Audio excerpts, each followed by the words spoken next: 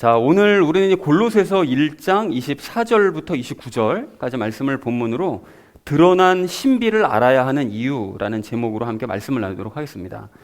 자, 우리가 그 지난주에 예수님께서 우리를 이제 하나님과 화해시키시고 또 그 이후로 우리를 이제 거룩하게 만들어 가신다라는 것에 대해서 이제 함께 이야기를 나눴습니다. 그래서 관련된 이야기 지난주에 이제 세 가지 나눴었거든요. 그 첫 번째로 나눴던 이야기가 무엇이었을까요? 네, 그렇습니다. 그 예수님께서는 우리를 이제 하나님과 화해시키시기 위해서 이제 피를 흘리셨는데 실제로 우리가 이제 하나님과 화해를 하려면 그건 예수님께서 하신 일이고요. 이제 우리가 정말로 하나님과 화해하고 싶으면 그 예수님께서 하신 일에 대해서 응답을 해야 됩니다. 근데 그 응답이 뭐라고 그랬는가 하면 그것이 이제 믿음이라고 말씀을 드렸었죠. 믿음으로 응답해야 되는데 이게 근데 믿어지려면 무엇을 알아야 되느냐? 그 구약 성경에서 그 말씀드렸었던 그 모세를 통한 백성과의 언약, 또 아브라함과 하나님께서 맺으셨던 언약, 이런 것들을 이제 알아야 예수님께서 그것을 이루시기 위해서 실현하시기 위해서 십자가 못 박혀 돌아가셨구나. 그러니까 성경을 전적으로 알아야 이게 이해가 되고 믿을 수 있다고 그랬죠. 그래서 성경이 중요하다고 말씀을 드렸습니다. 그래서 영과 혼과 육신의 구원에 대한 이 성경적인 원리를 우리가 바르게 깨달아 가자. 그래서 우리가 진짜로 하나님과 정말로 화해를 하자라는 얘기를 첫 번째로 함께 나눴습니다. 자, 그런가 하면 우리 두 번째로 나눴던 얘기가 무엇이었을까요? 네, 그렇습니다. 그러니까 항상 말씀드리지만 예수님을 믿으면 우리의 영은 구원을 받고 거룩해지는 게 맞습니다. 의로워지는 게 맞거든요. 맞는데 혼은 그렇지 못하다고 그랬죠. 그래서 아직 혼은 계속해서 죽을 때까지 우리가 완성을 해나가야 되는 것이기 때문에 믿음을 습관화해야 되고 그리고 소망에서 떠나지 말아야 되는, 그러니까 예수님을 닮고자 하는 그 소망에서 떠나지 말아야 된다고 그랬습니다. 그러면서 우리가 이제 죄와 실질적으로 싸워나가야 되는데 그것에 관련된 모든 말씀들이 지난주 우리 나눴던 것처럼 로마서 7장, 8장 말씀에 이제 잘 정리가 되어 있고 우리가 그것을 지난 시간에 전체적으로 이제 복습하는 시간을 가졌죠. 그래서 이러한 말씀들을 우리가 알고 뜻을 깨달아야 이게 열매를 실질적으로 맺는 것이 가능하다. 그러니까 말씀을 알고 이게 무슨 뜻이구나. 그걸 알아야 방법을 아니까 실질적으로 행할 수 있을 거 아니겠어요. 그러니까 그래야 열매 맺는 것이 가능하기 때문에, 그리고 그것이 지난주 6절 말씀이기 때문에 열어두신 그 혼의 구원의 길을 우리가 이제 완성해 가자라는 얘기를 두 번째로 나눴습니다. 자, 그런가 하면 마지막 세 번째로 나눈 이야기가 무엇이었을까요?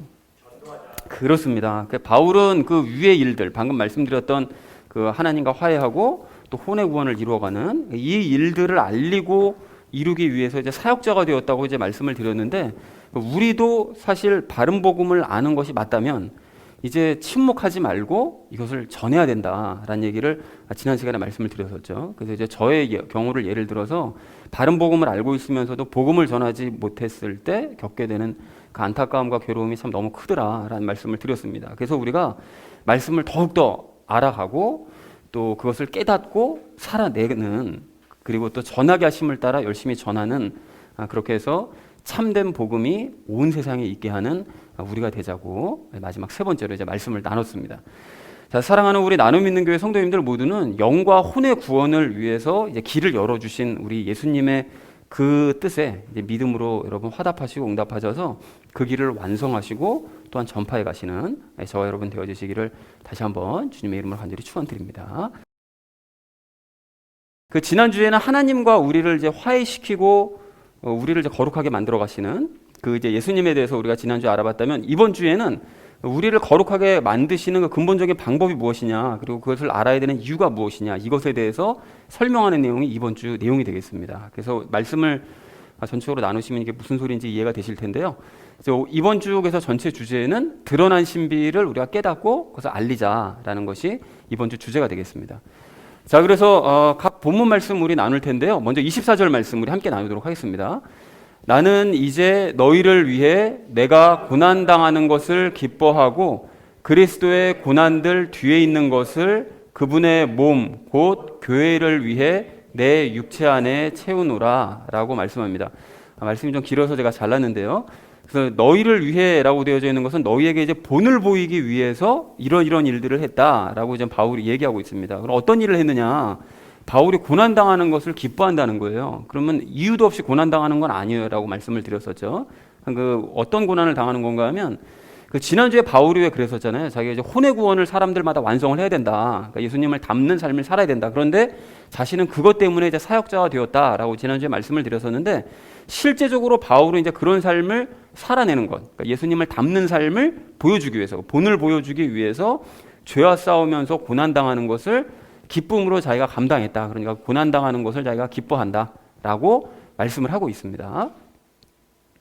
자, 그리고 24절 그 후반부를 보시면 이제 그리스도의 고난들, 이게 뒤에 있는 것을 자기 안에 채운다고 얘기하는데, 그리스도의 고난들이라는 것은 예수님이 왜 고난 받으셨죠?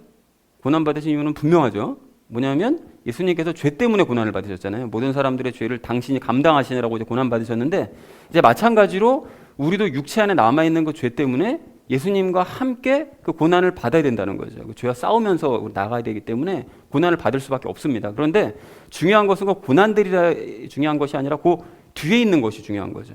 그 뒤에 있는 것이 무엇인가 하면 그러한 고난과 죄를 극복했을 때 얻게 되는 그 영광, 즉 예수님을 닮는 그 열매들, 그거를 뜻합니다.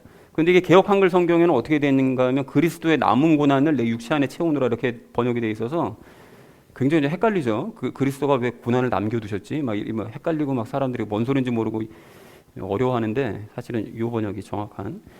자, 그래서 어쨌든 우리가 고난과 죄를 극복을 했을 때 예수님을 닮게 되는 그런 열매를 내가 얻게 되고, 그것을 내 육체 안에 채운다는 것은 죄를 이기며 거룩함을 채워간다는 그런 의미가 되겠습니다. 자, 그래서 교회를 위해라는 것은 이렇게 예수님과 함께 고난받고 열매를 맺는 모습을 보여주는 것이 이제 교회를 위한 일이 되는 것이겠죠. 그래서 이제 육체 안에 채운다고 되어 있는데, 이것도 방금 말씀드렸듯이 죄를 이기면서 거룩한 열매를 내 육체 안에 채워간다. 그러니까 즉 거룩한 모습으로 나는 점차 변화되어져 가고 있다. 그리고 그 모습을 보여주기 위해서 고난당하는 것을 기뻐하면서 너희에게 본을 보이고 있다라고 이제 말을 하고 있습니다. 자, 그래서 24절 전체 의미를 이렇게 정리할 수가 있겠는데요. 바울은 골로새 성도들과 교회를 위해서 죄와 싸우며 고난당하는 것을 기쁨으로 감당을 했고, 그 거룩한 열매를 맺어가는 모습을 실제로 보여주었다라는 것이 그 24절의 의미가 되겠습니다. 자, 이어진 25절 말씀 우리 함께 읽겠습니다. 내가 교회의 사역자가 된 것은 너희를 위해 내게 주신 하나님의 경륜에 따라 하나님의 말씀을 성취하려 함이니라 라고 말씀합니다. 이게 경륜이라는 말씀이 나오는데요. 이 경륜이라는 말씀을 성경을 보다 보면 종종 보거든요.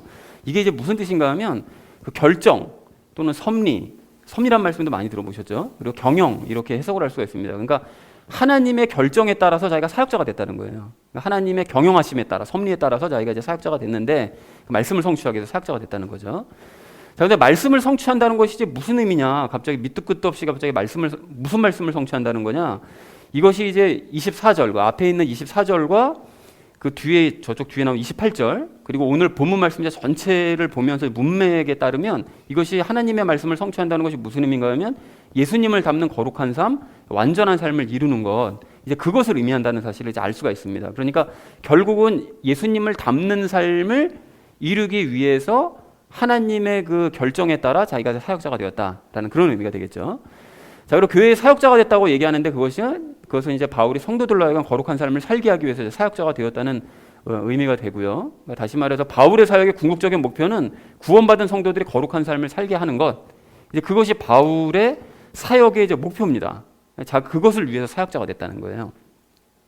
자, 그래서 25절의 전체 의미를 이렇게 정리할 수가 있겠는데요. 바울은 하나님의 결정에 따라, 섭리에 따라 골로새 성도들이 거룩한 삶을 살게 하기 위해서 교회의 사역자가 되었다라고 이제 고백을 했다는 것이 25절의 의미가 되겠습니다.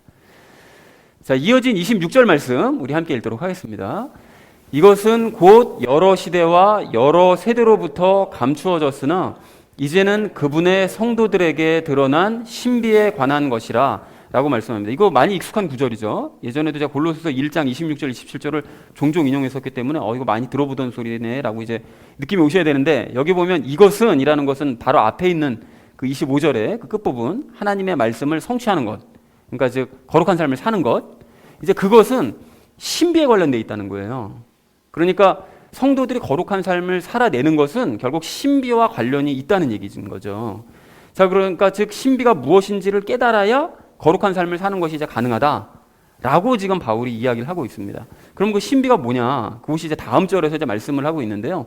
먼저 26절 말씀을 제 전체 정리를 하면, 바울은 태초부터 감추어졌었지만 이제는 성도들에게 이제 드러난 신비, 바로 그 신비가 거룩한 삶을 사는 것과 연관이 있다라고 이제 말을 했다는 것이 26절이 되겠습니다. 그러니까 이 신비가 뭔지를 알아야, 그리고 그것을 깨달아야 이제 거룩한 삶을 실제로 이루어갈 수 있다는 것이죠. 자, 그래서 27절 말씀을 우리 함께 읽도록 하겠습니다.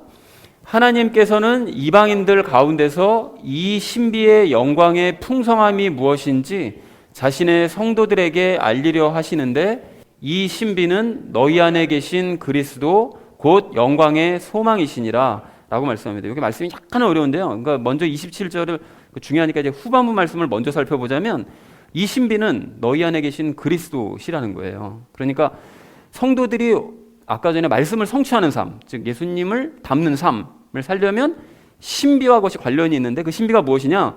태초부터 감추었지만 이제 드러난 바로 그 신비는 그리스도 안에 예수님이 계신다는 것, 바로 이게 신비다. 그러니까 너희 안에 예수님이 계신다. 이거를 깨닫는 것이 이게 신비라는 거예요.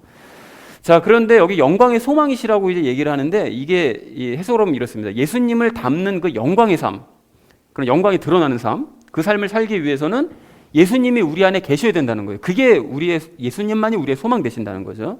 그리고 예수님이 우리 안에 계시는 것이 궁극적인 이유라는 거예요. 그러니까 결국 영광의 소망, 그러니까 예수님의 영광이 드러나려면 우리 안에 이제 예수님께서 이제 계셔야만 하고, 그리고 실제로 그렇게 예수님께서 계시는데 그것이 곧 우리의 이제 유일한 소망 된다라고 27절 하반부에서 이제 말씀을 하고 있습니다. 자, 우리 27절 앞부분을 이제 보면 그 이 신비의 영광의 풍성함이라고 말씀하시는데, 신비라는 것은 예수님이 우리 안에 계신다는 것이니까요. 그리스도인 안에 계시는 그 예수님이 영광을 이제 풍성하게 드러내신다는 거예요. 그래서 그거를 이제 성도들이 이제 알아야 된다는 거죠. 알려주신다는 거죠. 자, 그래서 자신의 성도들에게 이제 알리려 하신다고 말씀하시는데, 위와 같은 삶을 성도들이 경험하고 깨닫게 만들어 주신다는 거죠. 우리 성부 하나님께서 실제로 예수님의 그 닮는 모습이 이제 풍성하게 드러날 수 있도록 만들어 주신다는 겁니다. 그리고 이방인들 가운데서라고 지금 말씀을 하시는데, 이게 의미가 하나님께서는 이러한 삶을 이방인들 가운데서 경험을 하게 하신다는 거예요. 그러니까 그리스도인들 안에 계시는 그 예수님으로 말미암아 그리스도인들이 영광의 풍성함을 이제 경험하게 만드시는데, 그거를 그냥 혼자 경험하게 만드시는 것이 아니라 이방인들 가운데서 그 일을 경험하게 만드신다는 거죠.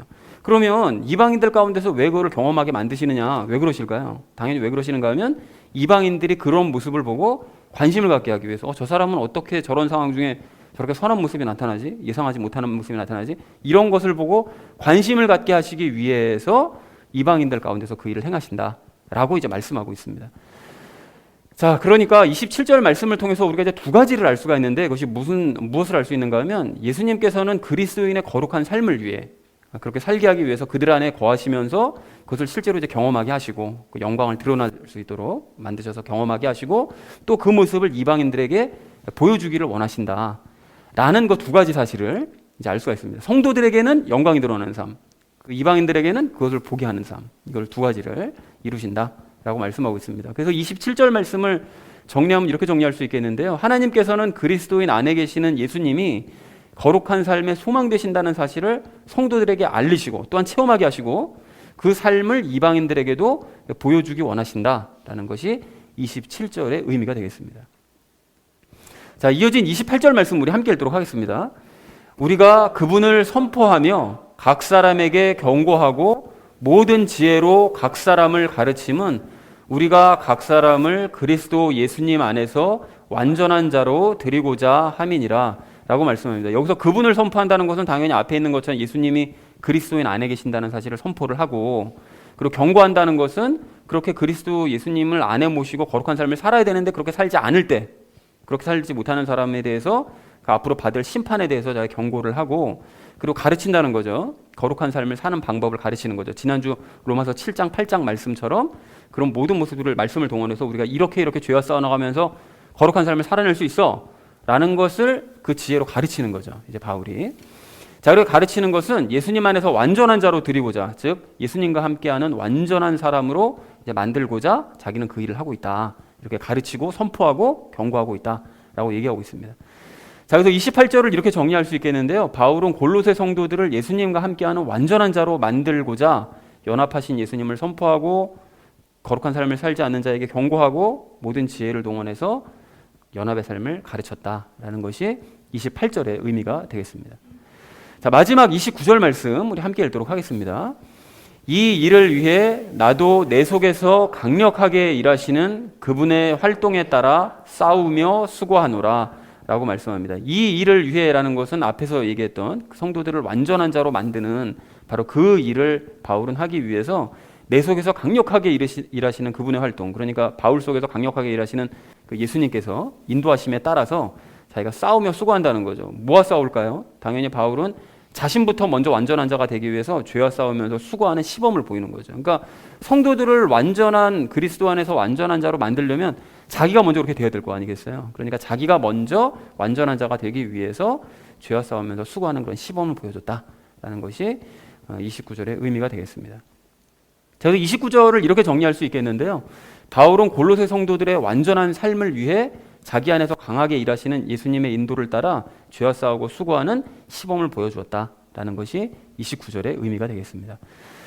자, 그래서 오늘 본문 말씀을 이렇게 총 정리할 수 있겠는데요. 바울은 기쁨으로 고난을 감당하면서 거룩한 열매를 맺는 모습을 보여주었는데, 또한 그리고 바울은 남들도 자기만이 아니라 남들도 거룩한 삶을 살게 하기 위해서 하나님의 결정에 따라 사역자가 되었다라는 것이죠. 그것이 사역의 목표라는 것입니다. 그 이유 때문에 사역자가 되었다는 거죠.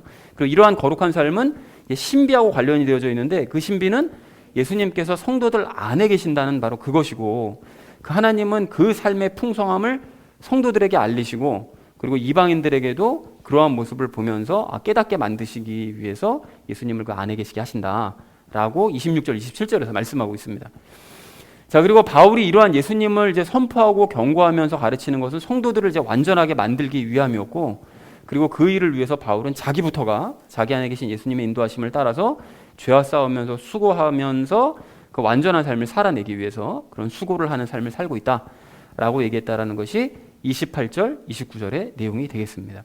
전체적인 내용은 이해가 되시죠? 그러니까 각절이 약간씩 좀 복잡해서, 말이 좀 복잡해서 좀 그렇긴 하지만 전체적인 내용은 이해하셨을 것 같습니다. 자, 그래서 마지막 결론을 이렇게 맺을 수가 있겠는데요. 드러난 신비를 깨닫고 우리가 알리자. 그러니까 아까 전에 말씀드렸던 드러난 신비, 예수님이 우리 안에 계신다는 바로 이 신비에 대해서 우리가 좀 더 정확하게 깨닫고 그 관련된 모든 사항들을 알리자라는 것이 오늘의 결론이자 또 주제가 되겠습니다. 나머지 부분 이야기는 삶에 적용하면서 함께 이야기 나누도록 하겠습니다. 자, 그래서 이제 드러난 신비를 깨닫고 알려야 될 우리가 오늘 첫 번째로 함께 나눌 이야기는 그 신비를 알자는 것입니다. 여러분 오늘 그동안 제가 그 26절 골로새서 1장 26절 27절 이거 다 그냥 절수를 외우셨을 것 같은데, 그 골로새서 1장 26절 27절을 종종 인용하면서 설명을 드렸었어요. 근데 오늘 우리가 좀 다시 한번 이걸 좀 확인을 했으면 좋겠는데요. 그 26절 27절 말씀을 좀 다시 한번 보십시오. 뭐라고 말씀하시죠? 이것은 곧 여러 시대와 여러 세대로부터 감추어졌으나 이제는 그분의 성도들에게 드러난 신비에 관한 것이라. 그리고 27절 후반부요. 이 신비는 너희 안에 계신 그리스도 곧 영광의 소망이시니라. 이렇게 말씀하세요. 그러니까 하나님께서는 당신의 그 신비, 당신이 그 만들어 두신 그 신비를 아주 오랜 시간 동안 감추어 두셨다는 거예요. 태초부터 최근까지 계속해서 감추어 두셨는데, 이제 그분의 성도들, 즉 그리스도인들이 2000년 전에 나타나기 시작하면서 그 그리스도인들에게 영원 전부터 감추어졌던 그 신비를 드러내 보여주셨다는 거죠. 근데 그 신비가 무엇인가 하면 뭐라고 말씀하시죠? 그리스도인들 안에 예수님이 계신다, 예수님이 들어가신다라는 것이 이제 하나님께서 감추어 두셨던 비밀이라는 것입니다. 신비라는 거예요. 자, 그러면 이게 뭐가 그렇게 중요하길래 그동안 계속해서 이렇게 이걸 강조하고 오늘도 또 이렇게 이걸 또 강조하나 싶으실 수가 있는데, 여러분 이 신비는 이 그리스도인들에게 있어서 이게 정말로 중요한 것입니다. 여러분 가령 예를 들어서 이게 구원의 문제에 있어서도 이게 정말로 중요한 문제예요. 여러분 고린도후서 13장 5절 말씀을 이렇게 보니까 이렇게 말씀하십니다. 예수 그리스도께서 너희 안에 계시는 줄을 너희가 스스로 알지 못하느냐? 그렇지 않으면 너희는 버림받은 자니라. 분명히 이렇게 말씀하세요. 그러니까 예수님이 우리 안에 계심을 깨닫는 것. 근데 깨닫는데 남한테 들어서 아는 거 말고 스스로 알아야 되는 거. 스스로 깨닫는 거. 정말 내 안에 계시는구나. 이걸 스스로 깨닫지 않으면 버림받은 자, 즉 구원받지 못한 사람이다 라고 분명하게 단언하더라는 것입니다.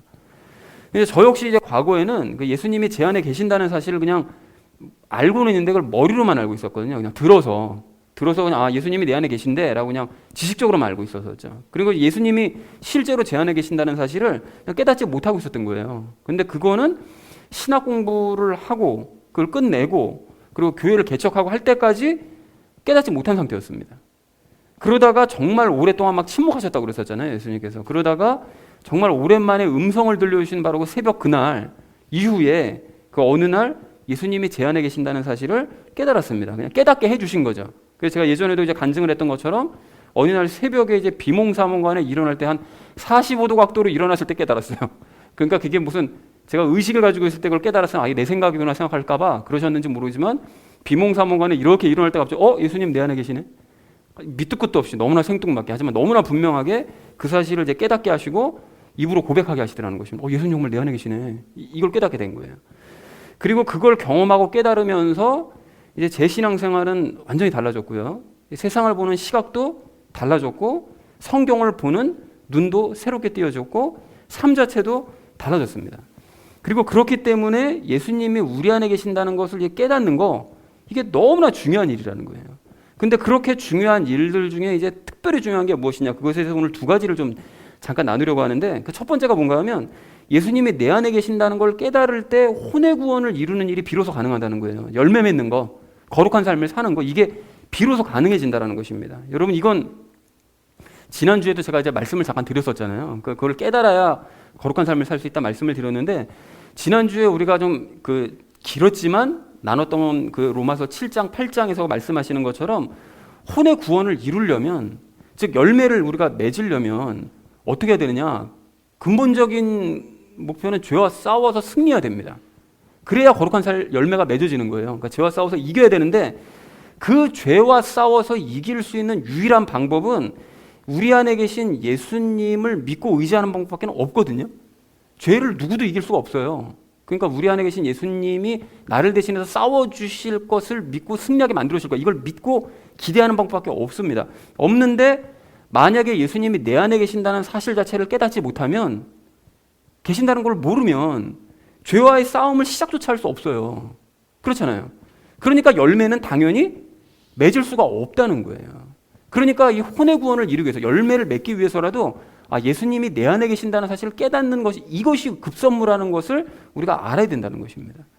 그리고 여러분, 오늘 27절 말씀도 이게 한번 잘 보십시오. 여러분 27절 말씀 자세히 잘 보시면 예수님이 그리스도인들 안에 계시는 이유에 대해서 말씀을 하세요. 그러니까 당신의 성도들에게는 예수님을 닮는 그 영광을 풍성하게 경험하게 만들어 주시고, 또 그 모습을 이방인들에게도 보여주시기 위해서 예수님이 우리 안에 계신다는 거예요. 그러니까 다시 말해서 예수님께서는 그리스도인들을 예수님 닮게 하시고 그 모습을 불신자들에게 보여주시기 위해서 그들 안에 계신다라는 것입니다. 그러니까 우리 안에 계신 예수님이 유일한 소망이라는 거예요. 그것만이 소망이라는 거예요. 그리고 그걸 깨닫고 예수님께 순종하는 바로 그 사람들이 실질적으로 열매를 맺을 수 있다라고 암시하시더라는 것입니다. 그래서 이 바울은 29절에서 뭐라고 얘기합니까? 자기 안에 계신 예수님의 능력으로 말미암아 죄와 싸우며 승리할 수 있다라는 사실을 자기가 먼저 본으로 보여주는 거예요. 내가 이렇게 말뿐만이 아니라 예수님이 내 안에 계신다는 걸 깨닫고 실제로 죄와 싸우면, 그리고 수고하면, 그러면 예수님을 정말 닮아갈 수 있어 라는 것을 자신의 예를 들어, 삶을 예를 들어서 보여주더라는 거죠. 본을 보여주더라는 거죠. 자, 그러니까 이처럼 예수님을 닮는 그 거룩함을 이루기 위해서는, 즉 혼의 구원을 우리가 이루기 위해서는 예수님이 반드시 우리 안에 계시는 건 뭐 당연한 거고, 그것을 깨닫는 것이 이게 너무나 중요하다는 것입니다. 이게 안 되면 우리 하나님께서 그걸 가장 중요하게 여기시는데 가장 중요하게 여기시는 걸 못하는 거예요. 그러니까 예수님이 우리 안에 계신다는 걸 깨닫는 게 너무나 중요하다는 거죠. 자, 그런가 하면 예수님이 우리 안에 계신다는 것을 깨닫는 것이 중요한 그 두 번째 이유가 있는데, 그게 뭔가 하면 이걸 깨달을 때 성경에 대한 대부분의 궁금증들이 해결될 수 있기 때문에 그렇습니다. 제 생각에는 한 80%, 성경의 궁금증이 한 80% 이상이 예수님과의 연합을 깨닫는 순간 80% 이상 그냥 풀려버린다고 생각이 돼요. 자, 특히 신약 성경 같은 경우는 여러분 한번 생각해 보세요. 이게 예수님과의 연합의 개념을 모르는 상태로 이거를 이제 읽어버리면 이게 도대체 무슨 소리인지 이해가 안 되는 게 이게 대부분입니다. 그래서 얼마 전에도 말씀 나눴었잖아요. 우리가 구약 성경에서는 하나님께서 막 위대하시고 막 큰일 행하시고 막 기적 행하시고 놀라운 일 보여주시고 이런 하나님이셨는데, 왜 신약 성경에 와서는 예수님은 그렇게 막 물론 기적은 베푸셨지만 그렇게 막 모든 사람들이 볼 수 있을 만한 막 위험하고 막 엄중하고 막 이런 모습으로 나타나지 않으시고 초라한 모습으로 나타나셨냐? 그리고 구약 성경에서는 성도들에게 막 부와 명예와 권세를 주시는 이런 일을 허락하셨는데 왜 신약 성경에서는 자꾸 낮아지라고 그러시고 이름도 없이 빛도 없이 섬기라고 자꾸 이런 말씀을 하세요? 이게 왜 이렇게 서로 이게 차이가 나냐? 이거를 성경 말씀을 도대체 이해를 토제할 수 없는 바로 이것을 연합을 깨닫지 못하면 끝까지 이해 못하는 거예요. 근데 연합을 이해하면 이거 이해할 수 있다고 그랬었죠. 그러니까 왜 그런 건가 하면 예수님께서 육신 안에 삼위일체 하나님이 연합해서 오셨기 때문에 가장 낮은 자리로 오셨기 때문에 나 같은 사람을 만나주기 위해서 낮은 자리로 오셨기 때문에 구약 성경 같은 모습을 안 보이시는 것이고 그리고 부와 명예와 권세를 허락하지 않으시는 이유는 모든 부와 명예와 권세를 가진 그분과 우리가 연합했기 때문에 가장 좋은 것을 소유했기 때문에 더 이상 그것을 세상적인 것을 허락하지 않으시는 것이다라는 것을 말씀을 드렸었잖아요. 그죠? 그러니까 연합을 이해하지 못하면 이게 도대체 왜 그런 건지 성경 말씀이 이해가 되질 않는 거예요. 그리고 또한 요한복음 20장 23절 말씀도 이제 마찬가지죠. 너희가 누구의 죄들이든지 사면하면 그것들이 사면될 것이요 누구의 죄들이든지 그대로 두면 그것들이 그대로 있으리라. 이게 너무 충격적인 말씀이잖아요. 그러니까 이런 말씀 역시 연합의 개념을 모르면 이해가 안 되는 거죠. 나부터가 이게 죄인인 것 같은데 내가 누구 죄를 사하고 누구 죄를 용서하고 누구 죄를 그냥 둔다고 그냥 둬지겠나 이렇게 생각할 수밖에 없다는 거예요. 그리고 또한 마태복음 5장 48절 말씀이요. 하늘에 계신 너희 아버지께서 완전하신 것 같이 너희도 완전하라. 이런 말씀도 이해가 안 되는 거죠. 아니 어떻게 성부 하나님처럼 우리가 완전해질 수 있겠나 이런 생각이 든다는 거예요. 그러고 보니 오늘 28절 말씀도 이해가 안 되죠. 어떻게 우리 같은 사람이 완전한 자로 들여질 수가 있겠느냐는 거예요. 나같이 이렇게 죄 많이 짓는 사람이 어떻게 완전한 자로 들여지나. 그러니까 이렇게 연합의 개념을 모르는 상태로 신약 성경을 읽다 보면 이게 말도 안 되는 구절 같은 이런 걸 자꾸 만나게 되니까 어떻게 되죠? 안 읽게 되는 거죠. 이게 나랑은 되게 상관없는 얘기 같은데 자꾸 안 읽게 되고 또는 읽더라도 이게 무슨 의미인지 전혀 이해하지 못하는 상태로 대충 읽게 되는 거예요. 그러니까 신약 성경 수백 번 읽어봐야 아무 의미 없이 그냥 글자만 읽게 되는 이런 결과가 나타난다는 것입니다. 그러나 예수님께서 내 안에 계신다는 바로 이 사실을 깨달으면, 즉 예수님과 내가 연합했다는 사실을 이 사실을 알면 말씀들이 이해가 되기 시작하는 거예요. 그래서 어떻게 되는 거죠? 예수님과 연합해서 예수님께서 내 안에 계시면 예수님이 나를 대신해서 저 사람의 죄를 용서하시면 용서가 되는 거죠. 그리고 저 사람의 죄를 그냥 두시면 그냥 두는 거예요. 그것이 예수님이 내 안에 계신 예수님을 전제로 두고 하신 말씀이라는 것을 연합을 깨달으면 알게 됩니다. 그리고 내 안에 예수님과 함께 내가 죄와 싸우면서 점차 거룩함을 추구해 가면 소망을 잃지 않고 그걸 추구해 가면 그래서 내 안에 계신 예수님의 영광이 드러나게 되면 완전하신 바로 그분의 모습이 드러나서 나도 성부 하나님처럼 완전한 모습을 보일 수 있게 된다라는 것입니다. 이해가 되시죠, 여러분? 그리고 그래서 이제 말이 나온 김에 그 마태복음 5장의 그 산상수훈 말씀들도 우리가 잠깐 좀 나눴으면 좋겠는데요. 그 유명한 거 팔복 시리즈 있잖아요. 그 팔복도 여러분 그 연합의 개념을 알아야만 이게 이해가 되는데 이걸 알지 못하는 상태로 사람들이 읽기 때문에 정말 팔복에 대한 여러분 그 책들도 엄청 많거든요. 그거 한번 읽어보세요. 해석이 다 틀려요. 100가지 해석이 나옵니다. 100가지 해석이. 서로 자기가 해석하고 싶은 대로 해석하는 거예요. 연합을 빼놓고 생각하니까. 그래서 가령 영이 가난한 자들은 복이 있나니 하늘의 왕국이 그들의 것이기 때문이요 라고 말씀하는데 이것에 대한 것만도 한 100가지 해석 나옵니다. 자, 그런데 이 말씀은 이게 무슨 뜻이라고 그러죠? 스스로의 비참함을 고백하면서 아무것도 할 수 없다는 사실을 고백하는 바로 그 사람에게는 그런 사람은 하나님의 왕국을 소유하게 된다는 거예요. 자, 그런데 이게 갑자기 밑도 끝도 없이 어떻게 갑자기 하나님의 왕국을 소유하게 됩니까?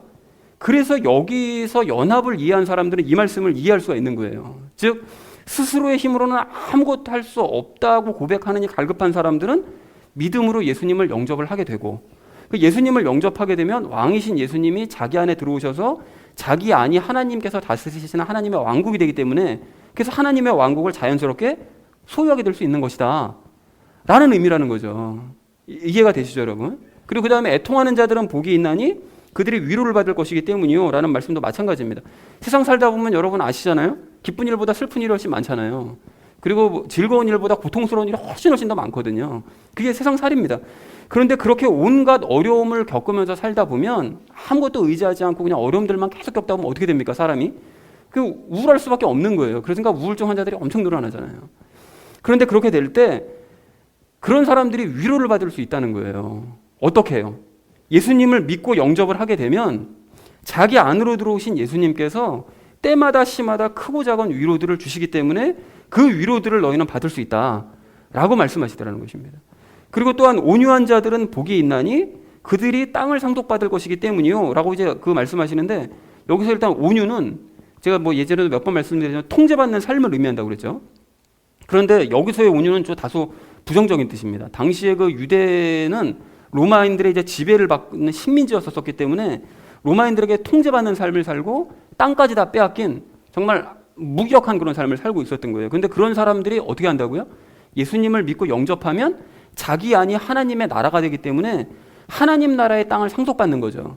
그리고 나중에는 새 예루살렘까지 상속받을 수 있다라고 말씀을 해주시더라는 것입니다.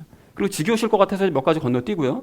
그 마음이 순수한 자들은 복이 있나니 그들이 하나님을 볼 것이기 때문이요라고 이제 말씀하시는 것도, 마음이 순수하고 약삭 빠르지 못해가지고 세상 나가서 늘 손해 보고 어리석은 사람 취급받는 사람, 뭐 그리스도인들이 그런 사람 많잖아요. 그러니까 참 어리석다, 약삭 빠르지 못하다, 이런 사람들이, 그런 사람들이 예수님까지 영접하게 되면 어떻게 되는 거죠? 예수님께서 이 사람이 세상에서 살아가지를 못하니까 그를 대신해서 세상에서 일을 해주시는 거죠. 그리고 그를 방패막이 해주시고 늘 돌봐주시기 때문에 그런 사람들은 늘 하나님의 일하심을 볼 수 있다라는 의미로 말씀하시더라는 것입니다. 그러니까 나머지는 이런 식으로 여러분 이제 연합을 기억하시면서 해석하시면 해석이 다 되어지는 거예요. 자, 그러므로 이렇게 팔복의 경우만 예를 들어도 예수님과의 연합을 알지 못하는 상태로 읽으면 자기 멋대로 해석을 할 수밖에 없지만, 예수님과의 연합의 개념을 알고 이것을 염두에 두고 읽게 되면 그 앞뒤 구절 사이에 예수님과의 연합의 개념이 이게 내재된 말씀이로구나, 이 사실을 분명하게 알 수 있고, 그렇게 읽으면 팔복의 모든 말씀들이 무엇을 말씀하고자 하시는지를 분명하게 깨달을 수 있게 된다는 것입니다. 자, 그래서 이런 식으로 성경 말씀을 바르게 이해하기 위해서라도 예수님과의 연합의 신비를 깨닫는 것은 너무나 중요한 일이라는 것이죠. 그래서 사랑하는 우리 나눔 있는 교회 성도님들 모두는 예수님과의 연합의 신비를 깨달았음에 여러분 감사하시기 바랍니다. 그렇다면 늘 연합을 염두에 두고 스스로의 눈으로 여러분 성경을 읽어가면서 말씀을 더욱더 바르게 깨달아 가시기 바랍니다. 또한 그 깨달은 말씀에 따라서 더욱더 혼의 구원도 이뤄가시기 바랍니다. 그래서 예수님을 닮아가시는 우리가 되기를 소망합니다. 그리하여 완전을 향해 나아가 하나님의 사랑을 받는 저와 여러분 되어주시기를 주님의 이름으로 간절히 축원을 드립니다. 자, 드러난 신비를 깨닫고 알려야 될 우리가 오늘 이 두 번째로 나눌 이야기는 그 신비의 목적을 알자라는 것입니다. 여러분 방금 말씀드렸던 것처럼 그 예수님이 우리 안에 계시는 거 깨닫는 거, 이거 너무나 중요한 일이죠. 근데 너무나 중요한 일인데 사실 그건 기본이에요. 기본. 그리스도인은 예수님이 내 안에 계신다, 이걸 깨닫는 게 이게 기본적인 일인 거고, 우리는 사실 여기서 한 걸음을 좀 더 나아가야 됩니다. 그래서 여러분 바울이 오늘 예수님께서 그 우리 안에 계신다라는 것을 그 말씀한, 그 얘기한, 그 언급한 이유가 뭘까요? 다시 말해서 부활하신 예수님이 굳이 우리 안으로 들어오시는 이유가 뭐냐는 것입니다. 뭔가 하면 조금 전에도 우리가 살펴봤던 것처럼 26절, 27절 말씀에 답이 있죠. 하나님의 말씀을 성취하는 것, 즉 예수님을 닮는 것, 그것을 이루기 하려면 연합, 이게 신비와 이게 관련이 있는 건데, 하나님께서는 그리스도인들로 하여금 그렇게 연합한 그 그리스도인들이 예수님의 영광을 드러내는 삶을 살게 하시고, 또 이방인들이 그러한 모습을 이제 보여주기 원하신다고 말씀을 드렸었죠. 그러니까 이걸 종합하면 예수님께서 우리 안에 들어오시는 이유는, 우리와 연합하시는 그 궁극적인 이유는 예수님을 우리로 하여금 예수님을 닮게 하시고 그 모습을 불신자들에게도 보여주셔서 그들도 역시 예수님을 믿게 하시기 위해 우리 안으로 들어오신다라는 것을 알 수 있다는 것입니다. 그러니까 주변 사람들이 예수님 믿게 하고 싶으시면 우리가 얼른 예수님 자꾸 닮아가야 돼요. 그 일을 위해서 총력을 기울여야 돼요. 그러면 주변 사람들도 서서 예수님을 이제 믿게 되는 역사가 일어나게 되는 거죠. 그렇다면 이러한 예수님의 뜻을 따라서 우리가 25절의 바울의 고백처럼 하나님의 말씀을 성취해 가야 됩니다. 즉 예수님을 닮는 모습을 살아내고 그것을 전하는 그런 일을 인생에 있어서 가장 중요한 일로 여기면서 살아가야 된다는 것이죠. 그래서 여러분 오늘 25절 말씀을 다시 한번 좀 보십시오. 보시면 바울은 이 일 때문에 사역자가 되었대요.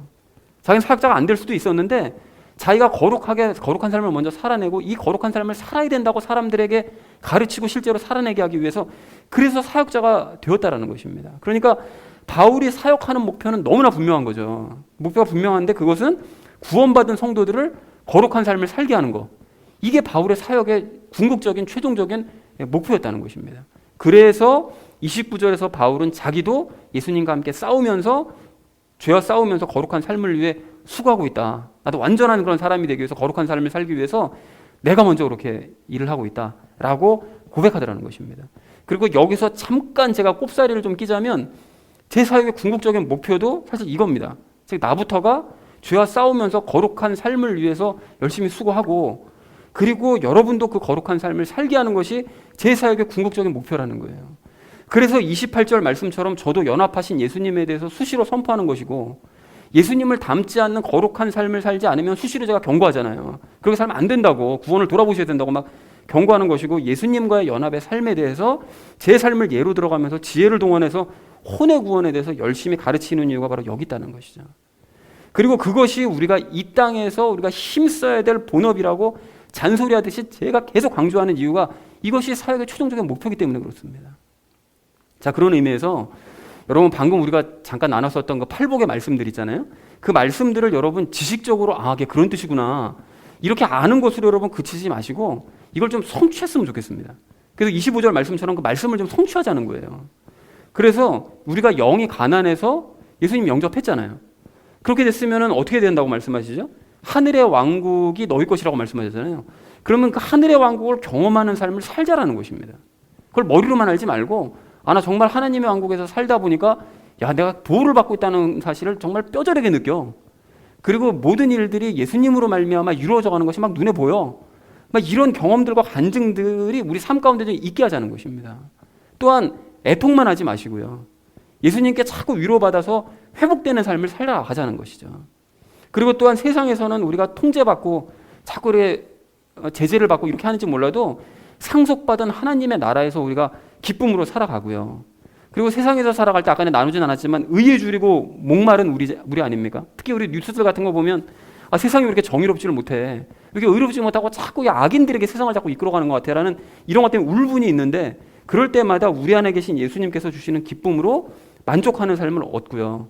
그리고 남을 긍휼히 여김으로써 하나님께 내가 긍휼히 여김을 받는 삶을 살아가고 그리고 순수한 마음으로 삶으로써 하나님께서 일하시는 것을 내가 목도하는 삶을 살아가고 또 주변의 사람들을 화평케 만들므로써 진정한 저 사람은 하나님의 자녀라는 평가를 세상 사람들에게 받아보자라는 것입니다. 물론 이러한 삶을 사는 게 쉽진 않죠. 쉽진 않겠지만 우리는 이러한 삶을 살기 위해서 예수님의 믿음을 가지고 계속해서 우리는 앞으로 전진해 나가야 됩니다. 그래서 이것이 가능하다는 사실을 보여주어야 되는 거예요. 너희 팔복 알지? 다 알지? 모르는 사람이 어디서 다 알지? 그냥 그거 살아내? 경험하고 있어? 대부분 못할걸요? 근데 그것을 살아내는 모습을 한번 보여주자고요. 우리가 바른 복음을 알고 있으니까 말이죠.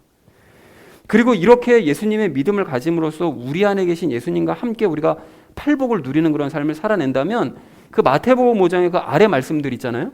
세상에서 우리가 빛과 소금된 삶을 살아가고 또 주변 사람들 욕하지 않고 또 생각으로도 우리가 간음하지 않고 오른뺨 맞으면 왼뺨 돌려대고 덧옷 뺏으려는 자에게 겉옷까지 내어주고 오리 가자 그러면 심리 동행해주고 구하는 자에게 주고 빌리고자 하는 자를 물리치지 않고 원수를 사랑하면서 나를 저주하는 자를 위해 축복하고 나를 미워하는 자에게 선을 행하고 핍박하는 자를 위해 기도하게 될 줄로 그렇게 믿습니다. 그런데 사실 이렇게 솔직하게 말씀드리면 팔복 아래에 있는 그런 말씀들은 지금으로서는 우리가 할 수 없는 일이긴 해요.